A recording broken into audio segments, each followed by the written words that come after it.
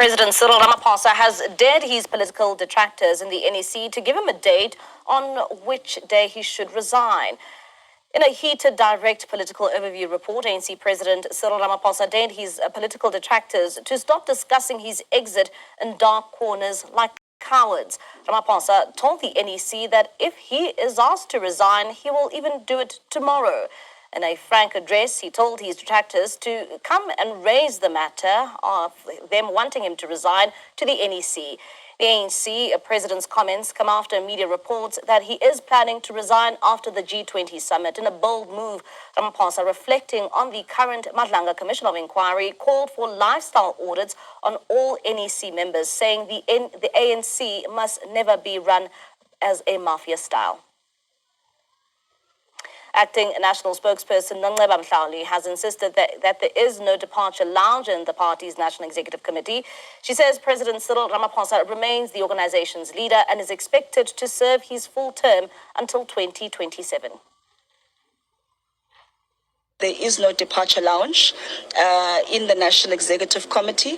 This National Executive Committee, with its president, was elected in December 2022. Our term ends in December 2027, and our term will end with President Cyril Ramaphosa as the president of the ANC, where he will then be handing over if he doesn't, of course, decide to stand for a third term. That was that in jest. That was a joke. But to answer your question, there is no departure lounge. President Ramaphosa is the president of the ANC, and that his term ends in 2027 in the ANC, and that whatever other rumors that are there, we cannot speak to or verify for any other reason. And for more on this, we are now joined by SABC News political reporter Samkele Maseko. He joins us now in studio for the latest developments within the ANC. And Samkele, thank you so much for your time this evening. I mean, you asked that question, right, during that press briefing today on the last day of the ANC's NEC. And it turns out from what you are now reporting on, that it was quite a heated political report. Indeed, it was during the opening of the ANC's National Executive Committee. In his political overview report, the ANC president basically threw down the gauntlet on his political detractors and said that stop discussing my name and my exit in dark corners. Have the necessary mental to come to the National Executive Committee and tell me to my face that I should leave and stop being cowards. He essentially said that give me a date and we will come and discuss this particular matter, and that he will not be at the center of dividing the African National Congress. If he is told to leave, he will do it as in tomorrow and not cause any problems. But interestingly, where he was essentially laying down the gauntlet to National Executive Committee members and enforcing his authority over the organization is when he reflected on the issues pertaining to the Madlanga Commission of Inquiry and all of the revelations coming out in saying that all NEC members of the African National Congress should be subjected to lifestyle audits, particularly out of the horrific things that are coming out of the Madlanga Commission of Inquiry. And all of this frank discussion, frank talk of him is pertinently coming after night caucuses are being held about his possible exit, former leaders coming in as interim leaders of the African National Congress and interim leadership taking the ANC to its 2027 conference, the upcoming National General Council of the African National Congress in 3 weeks' time, is essentially emboldening himself within the structures of the ANC and inserting his authority in the National Executive Committee in basically saying, I'm in charge. If you've got an issue with me, stop being a coward. Come and raise it here within the National Executive Committee meeting. And would you say that, some of these reports stem from the fact that there is the NGC meeting, which is taking place, or the NGC conference, which will take place next month, particularly at a time where he is serving his last term in the ANC? It may as well be that people are planning for life post the presidency of Cyril Ramaphosa. Some may be unhappy with his leadership, particularly noting the fractious relationship that is there between himself and Thabo Mbeki and other detractors within the National Executive Committee. It also coincides with the election of Kusela Tiko in the National Working Committee of the African National Congress, and the Speaker of the National Assembly, also ANC NEC member Togo Didiza, who was a candidate of the ANC Women's League, to be put into the National Working Committee of the African National Congress. And that just tells you of the javelin that is being thrown of Togo Didiza possibly being nominated as one of the female leaders of the African National Congress that may be touted by the Women's League to feature in the top echelons of the ANC in 2027. You've also got those who are propelling ANC Deputy President Paul Paul Shipokosa Mashatile.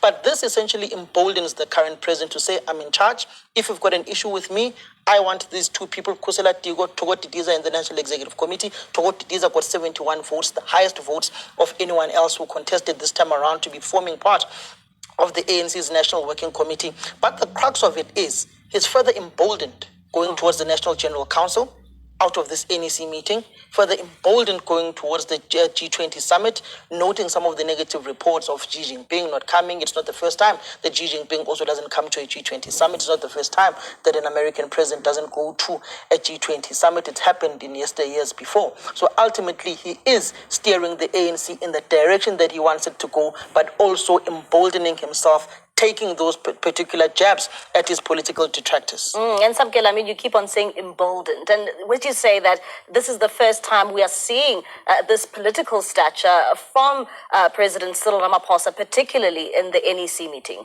From the reports I got from those who essentially told me the story, my sources within the National Executive Committee, they likened this particular stance of Cyril Ramaphosa back to 2017 in Utenek, Tinaga, in the Eastern Cape, Nelson Mandela Bay Metro Municipality, when he ultimately took jabs at the incumbent leadership of Jacob Zuma.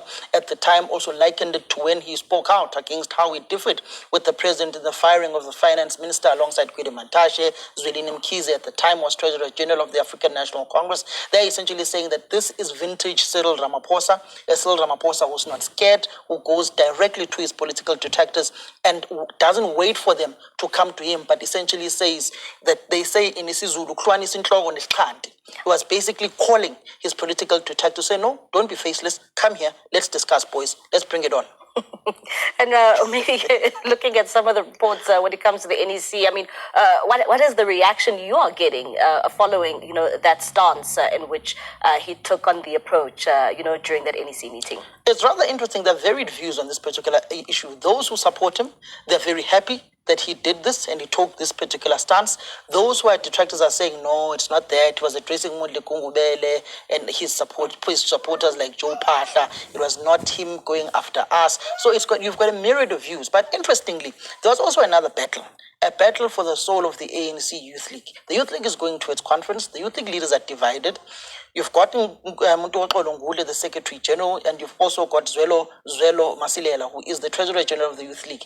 They've called for an early conference. Yeah. They were now differing with the President of the Youth League, Colin Malachi. And there was whole debate about the autonomy of the ANC Youth League, ANC interfering in Youth League affairs. But ultimately, the President of the ANC, closing this particular meeting, said that the Youth League will go to its conference after the National General Council in Limpopo, emboldening his particular perspective, which is seemingly people saying he's aligned to the likes of Colin Malaj, who's the president of the Youth League, who's seeking re-election. So it does certainly seem like him and his particular core within the National Executive Committee meeting, or within the National Executive of the ANC, they got everything that they wanted, leaving their detractors with a blooded nose. All right, Samkela, thank you so much for that update. That's SABC News. Hey guys, welcome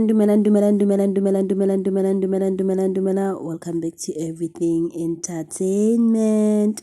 Guys, please don't forget to like, comment and subscribe to my videos. I will really appreciate it. Guys, please watch the ads, my beautiful people. Please watch the ads. Guys, in today's we're gonna be speaking about Mr. Cyril Ramaphosa saying that if the ANC people want him to resign, they should literally come to his face. They should not speak behind closed door and whatsoever. You get what I'm saying? And I'm asking myself, like, why are these people not doing what he say? Why are they not telling him to resign Vera? Because of like he's doing nothing for South Africa. Like, make it make sense. Like, guys, but in my opinion, guys, I'm just thinking, Kuti, like, the time is ticking, like the clock is ticking for Mr. Cyril Ramaphosa to design. It is long overdue, child. We are waiting, like, we are waiting for that meeting whereby he's gonna say that, guys, I am finally going to resign.